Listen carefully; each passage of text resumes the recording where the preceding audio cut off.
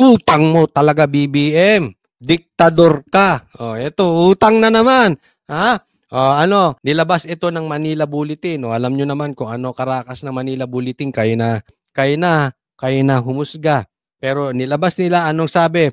Marcos admin increases second quarter 2025 borrowing plan by 106 billion. So, utang pa. At hindi pa nakontento sa utang last year. In-increase pa. Eto, basahin natin. The Marcos administration plans to borrow 735 billion in the second quarter of 2025. Dadagdagan pa yung utang. Siguro kasi mag-e-election eh. Second quarter, April, May, June. A 17% increase over the first quarter's planned 629 billion. So, dinagdagan pa compared nung first quarter data from the Bureau of Treasury. Tapos, from April to June, the government intends to borrow 325 billion in treasury bills. A 61 billion or over 23% increase from the first quarter, 264. Nalulula ako.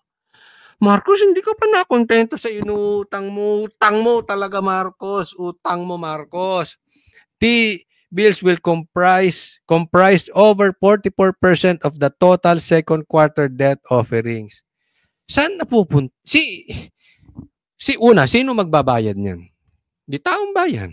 Kakautang nitong mga politiko natin, lalong-lalo na to si Marcos, ini-increase pa. May ayuda, meron pa silang billion projects ang flood control, wala naman nangyayari. Ito na naman, summer na naman, after summer, tagulan na naman, babaha na naman yun, linchekas na yan, utang, babayaran to ng apo mo, anak natin, apo natin, baka hanggang apo sa katura natin, tapos sila timpayaman, tayo timpahirap, tapos saan napupunta? Saan napupunta to? Asan ang proyekto? Kanina diniscuss natin, pabahay, hindi natutupad. Yung 1 million pabahay kada taon, hindi natutupad.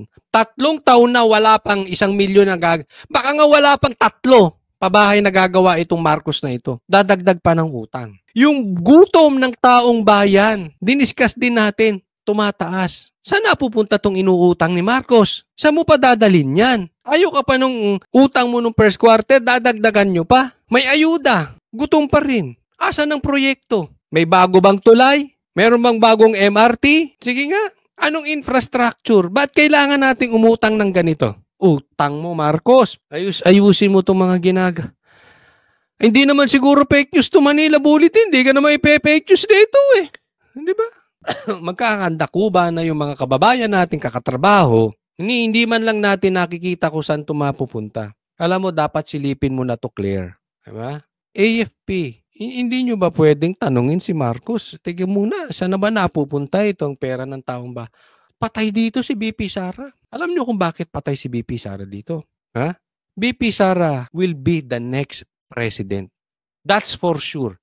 That is for sure. Unless mamatay. Unless patayin. Okay? Pero kung buhay si BP Sara, she will be the next president. Patay siya rito. Bakit? Ubus na pera ng Pilipinas. Puro pa utang. Pambihira, sasairin nyo na. Talagang yayariin si BP Sara. Siguro gusto nila masisi ng taong bayan si BP Sara. Kaya maganda yung ganito, nilalabas na eh.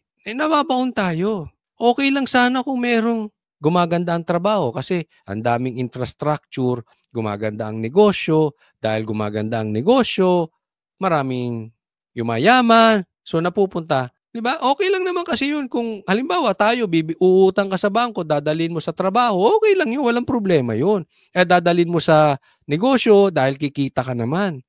Tayo wala tayong nakikita eh. Wala tayong nakikitang resulta.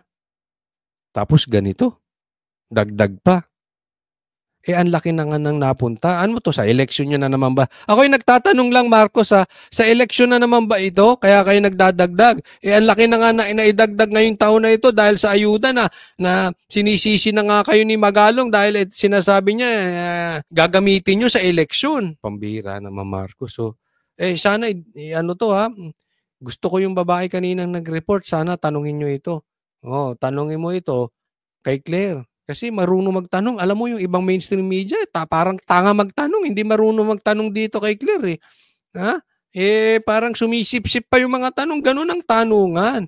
'Di ba? Asa na? Asa na yung pabahay? Dapat ganun. Tanungin mo, saan mo dadalhin tong pautang na ito? Anong plano niyo dito? Asa na yung mga pangako ni Marcos? 'Di ba? Wag na nating nililigaw ang taong bayan. Nako, next po tayo. Ito po, SMNI, sinabihan ng tumahimik. Ito, pinost po ni Jason Rubrico. Kasi kanina, may mga report kami na bigla na lang daw, naka-live kami, di ba? Para dun sa mga hindi nakakaalam, meron pong programa ang Banateros. Kami po sa SMNI every day, Monday to Friday, 8 p.m. Okay? Ito yon. Biglang nawala daw. Kasi yung marami pong channel kasi maraming ginagawa ang SMNI na channels dahil paiba-iba. Bakit kanyo? Laging ginugurgur, laging niyayari. So mag-iiba na naman. So kaya maraming reserve ang SMNI. So yung mga nanonood sa SMNI, mapapansin nyo iba-iba. Meron sa Pulso ng Bayan, meron sa SMNI, meron sa Nightline News, meron sa Banateros, meron sa iba-iba. Okay? Iba-iba pong platform. Ngayon, kanina, eto nangyari. Pinost ni Jason Rubrico sa Facebook, just an hour ago, sabay-sabay na namang ginurgur ang 3 SMNI-affiliated YouTube accounts, kabilang ang Pulso ng Bayan, SMNI Nightline News, at Banateros. Papapansin nyo yung SMNI, bakit konti lang ang subscribers? Sa katunayan, meron na silang million plaque doon. Bakit? Kasi paulit-ulit. Igugurgor, gagawa ulit ng bago, gugurgor, tatayo ulit ng bago, gugurgor. Paano yun? Sa isang taon siguro mga 10 beses niyayari ang mga channels ng SMNI. Ganun. Kasi since na nandiyan ako, ilan na yung nabalitaan ko na niyayari. Kaya nga minsan naliligaw yung mga manunood namin, hindi na alam kung sa manunood. Pasensya na po kayo. Hindi po sinasadya ng SMNI yon. Talagang niyayari ang SMNI. Ito'y sinasabi. Ito ay indirectly sinasabi sa SMNI, tumahimik na kayo. Ang titigas ng ulo ninyo, ikinulong na namin si pastor, tinanggalan na namin kayo ng prangkisa, tinatanggalan na namin kayo ng prangkisa, tuloy-tuloy pa rin kayo. Hindi nyo gayahin yung mga nabayaran naming mainstream media. Parang ganun ang datingan di ba? Yung mga mainstream media ngayon, mga duwag, puro fake news. Ayun, niyayari sila sa Netherlands. Bakit? Mga reporter kasi nila di ba? Puro sila fake news. Hindi magsabi ng katotohanan, anong klaseng walang mga responsibilidad. Sabi ni Jason Rubrico, ilang beses ba naming sasabihin na hindi nyo kami mapapatahimik? No. Andiyan pa Banateros? Tingin nyo ba tatahimik kami? Hello. Eto, sundan nyo na lang yung mga ibang channels. Anyway, sabi niya, you may subscribe to other SMNI YouTube accounts. Yan. So, check nyo, youtube.com @SMNI Digital @Nightline News Update. Ito, baka bagong gawa na naman to. Baka mga ginawa, no? So, @DZAR 1026 News. So, hiwa-hiwalay na. Alam nyo kung bakit. Kaya nga sinasabi ko sa inyo, pakisuportahan nyo rin yung second channel ko sa Facebook. Ano yon? Coach Oli News 2. Mag-follow din kayo doon. Gumawa na rin ako kasi naka-shadow ban yung Coach Oli News PH ko na Facebook account. Kaya gumawa na rin ako. Kaya ang nilalagay ko dyan, Coach Oli News 2. Gumawa na rin ako ng TikTok. Mag-follow din kayo doon, Coach Oli News 2 din nakalagay. At gumawa na rin ako ng Facebook, ng YouTube second channel, which is Coach Oli News 2. Kaya mag-subscribe din po kayo doon. Sa Facebook at sa TikTok, follow. Huwag po kayo malilito. Sa YouTube, subscribe po ang pipindutin nyo. Kaya gumagawa na just in case, yariin din yung aming YouTube channel, meron na kaming nakahanda. Sana po, pakicheck nyo, konting lambing lang, doon sa mga hindi pa po nakasubscribe sa channel ko na Coach Oli News 2, that is very Coach Oli News PH, importante nakasubscribe kayo doon sa channel ko nang napapanood ninyo. at merong update sa mga katunay na nangyayari sa Pilipinas dahil wala na tayong aasahan sa media. So, make sure naka-subscribe po kayo doon, ha? Konting lambing lang po. Pero, subscribe din kayo doon sa bago kong YouTube channel, Coach Oli News 2. Ayan. In preparation kung sakaling yariin tayo. Alam nyo naman, di ba? Ang ating gobyerno matindi.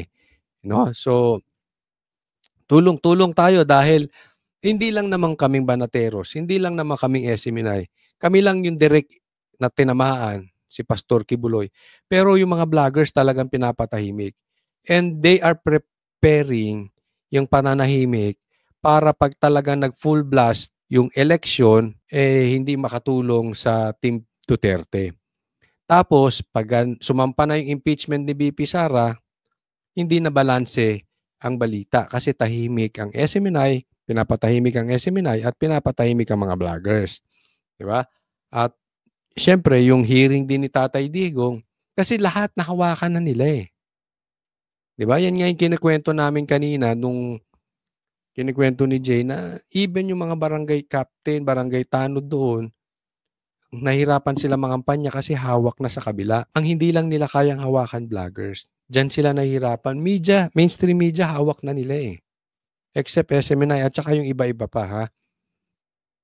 So, siguro heads up na lang tayo pa-support yung mga channels na inaayos. Okay? So, maraming salamat po. Wag po kakalimutan ha. Regalo na natin kay Tatay Digong. Vote straight PDP. Kampanya nyo na rin sa inyong mga kaibigan. Maraming salamat para sa Diyos at Pilipinas nating mahal. God bless everyone.